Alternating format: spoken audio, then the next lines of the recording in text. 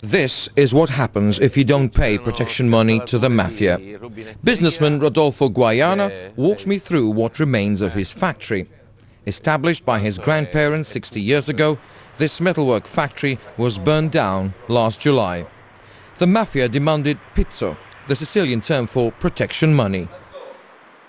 Perché questo mio incendio è stato un atto dimostrativo. My fire was a warning to the whole city.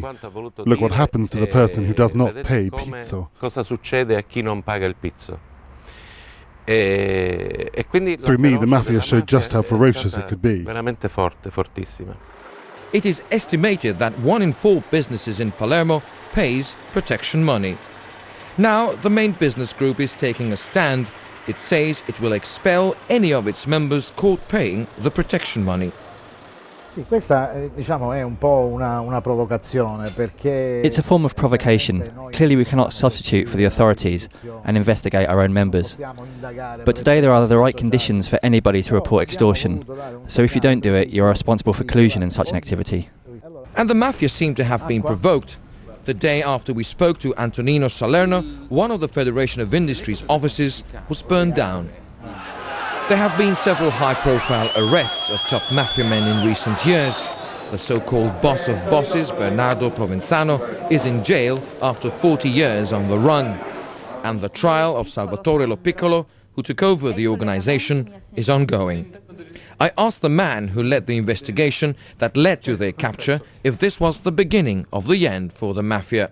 Non penso che la mafia sia finita. La mafia esiste da oltre 200 anni. No, the mafia is not finished. It's more than 200 years old, and that clearly shows, even at the most critical moments, it's managed to regenerate and perhaps come back even stronger.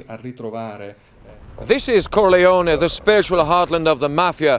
Big bosses like Riina and Bernardo Provenzano were born and bred here, and the criminal network stretched as far as the United States.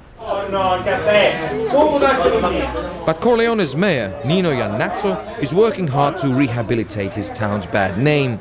The Italian government and the European Union are investing heavily here. The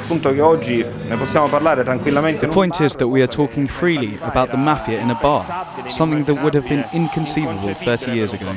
It is evident that the old have the mafia inbuilt in their culture, because they grew up to learn that it was a power that substituted for the government, that used to be non-existent here. This mayor's energy is a breath of fresh air to a town traumatized by decades of mafia rule.